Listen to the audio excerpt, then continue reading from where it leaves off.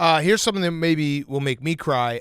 Is this a true story that you were ready to try out for the Bears in 1997, but got bit by a spider on your elbow and couldn't do it?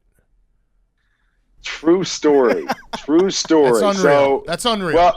Well, but that's not the whole of it. So, okay, tell the story. So yeah, I will. I'll tell you the story. So, I'm playing arena football, and obviously, I'm waiting for my chance. Right? I just want one NFL team to call me and give me an opportunity.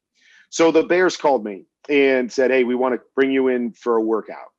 And I am like, anytime, any place, I am in. I'm coming. So, we set up a time for the workout. And as soon as I get off the phone, I go running into my wife and I'm like, honey, the Bears, they're bringing me in for a workout this Friday. I mean, I'm flying, I'm going right now. And my wife just kind of gave me this look. And I'm like, what's the problem here? Why are you not excited for me? We've been working for this forever. And she goes, dude, we're getting married on Saturday. Blew off my whole wedding. Didn't even think about it because I just wanted to work out for the Bears. So I had to call the Bears back and say, okay, sorry, I know it sounds stupid, but forgot all about my wedding. I can't work out this Friday, but any other time. So we worked out for the next week that I would go into Chicago and do it. So I went back and told my wife, I'm like, all good. Have our wedding. I'm going next week. Again, she gives me the look. And I'm like, now what? We're going on our honeymoon next week. Yes, we are going on our honeymoon next week. I had to call the Bears back a second time and tell them, okay, sorry, screwed up. But any other time, I promise you, I am in to work out. So went on our honeymoon. On the honeymoon is when they called to set up the workout. So I was going to come back on like a Sunday night or a Monday and going to work out for them on Tuesday or Wednesday of that week. The night before we left, we were in Jamaica. The night before we left our honeymoon, I woke up the next morning and my throwing elbow was swollen about the size of a grapefruit. And, to this day, we still don't know what it was that bit me. They said maybe a centipede or a spider. They really don't know. But it swelled up the size of a grapefruit. I had fever, all this stuff.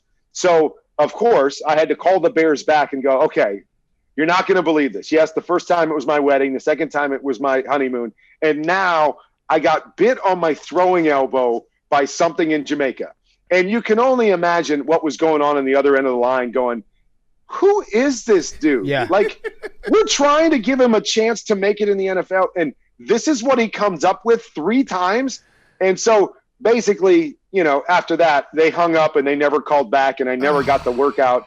And then about 2 weeks later is when I got the call from the Rams and flew in and did the workout and they ended up signing me. So I don't blame Chicago because, you can't make that stuff up. Like it sounds like just a horrible, sequence of events that some dude is just trying to get out of the workout for some reason.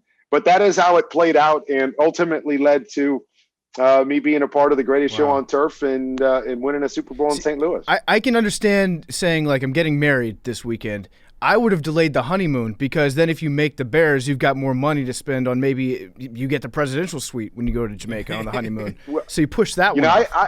I had told my wife had waited 5 years. We had dated 5 years before I proposed to her. So I don't think she was postponing it for anything at that point. Even more money, even for a better honeymoon. She is like, we are doing this thing now.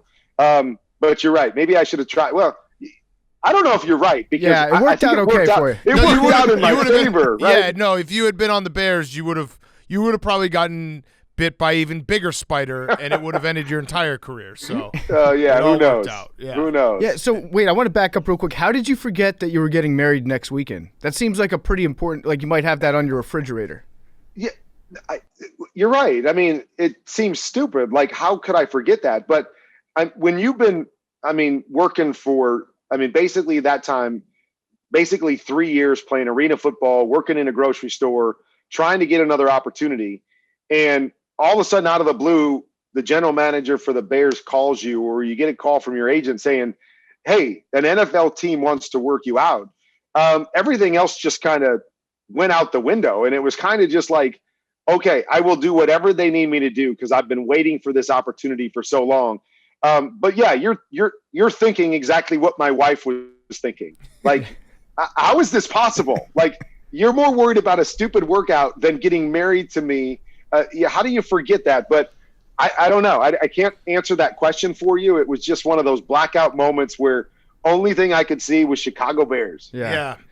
You mentioned the grocery store, and that's a story that gets talked about a lot with you. I've always wondered if that's like an overblown story, how long you were working there, or like how much you saw that as maybe being your career, how much time you spent on the job just thinking like one day I will be in the NFL. I know I can do it. So what was that period in your life like? You're right. I mean, it wasn't like I had taken a career in the supermarket business.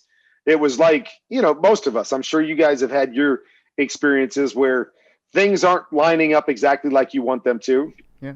And there's a period of time where you have to take a job to make ends meet. And, my goal was, so I was dating my wife at the time, and she has 2 kids from a previous marriage. So she was going to school all day. So I would watch the kids during the day, and then I wanted to make sure I got my workouts in to stay ready. So I needed to get a job at night. And so that's why I ended up working in a grocery store. And it was probably just 5 or 6 months while I was, I'd gotten released by the Green Bay Packers and was just really trying to find another place to play. I was trying to play in Europe. I was hoping another NFL team would call, and nobody called. And so it was just one of those things where, hey, I've got to do something. I got to bring some money in. I got to make ends meet. But it wasn't like it was a 3-year stint in a grocery store where I was moving up the ladder and becoming a manager and thought this was my career. I remember telling, the people I was working with when we would have break time, hey, one day you're going to see me playing in the NFL, and of course, these guys are just like, come on, dude. Like, what are you talking about? You're never going to do that. You're working in a grocery store. But no, my mind was still set on playing football and just kind of looking for an opportunity. So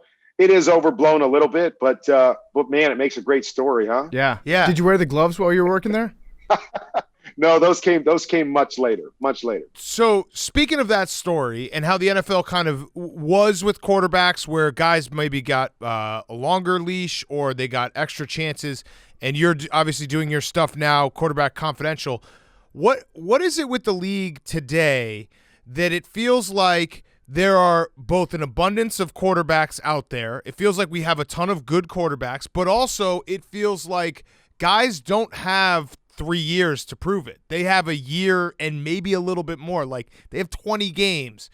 Why is the NFL switched so much? And like, do you think that's good or bad for quarterbacks coming in? First and foremost, the game and the rules have changed to the point where you can have more quarterbacks and, kind of, I don't know the right term, that play the position better or have better stats than ever. But I still don't believe that the league is full of great quarterback play.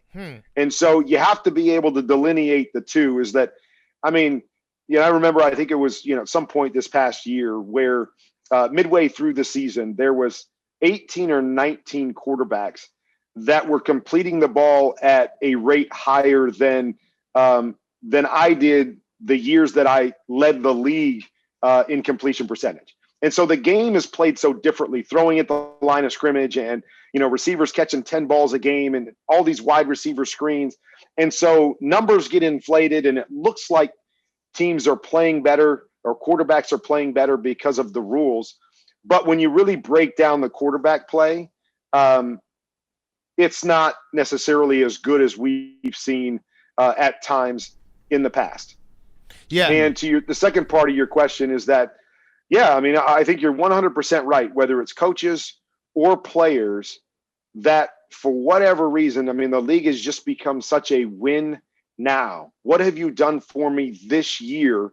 And so many decisions are made based on, one bad year or, a session, a part of the season where you don't play up to what a team's seen you play at before. And I think it's really hard. I think it's why there's lack of stability with so many of our organizations that can't really compete, is because they never have the patience to bring along a quarterback or allow a coach to develop his own system and bring in the right players that fit what he wants to do. And so it seems like we've got every year, 7 or 8 teams that you think, oh, they might win a championship. And then you have 20 some teams that you go, oh, we're not even considering them. Like, they're never going to be there because there's so much instability at those two positions. And I think it's unfortunate that, teams are giving up on guys and coaches way too quickly and deciding, they're not going to be any good, instead of letting them kind of build what they want to build. Yeah. All right. We're going to let you go here in a second. Before you go, we need to get your Stone Cold Lock, your prediction for the Super Bowl. Yes. So we're going to run this and make you sound really dumb. We'll probably repeat it on Monday when you're totally incorrect about what you picked. But what is your guaranteed pick for the Super Bowl? So just winning pick? Is that all you need? Yeah, who do you think's going to win? Picking? Give me a score. Okay. I am going with the Chiefs in this one. I know it's hard to go against Tom Brady and all the stuff that he's done. I just think the Chiefs are a better team, and I think they're more explosive. So I am going with the Chiefs, and I will say that it will be a double-digit win for the Chiefs. Wow. Hypothetically, how many total points do you think will be scored? How many total points? I will put the Chiefs as mid-30s. Okay. And the Bucks probably kind of mid-20s.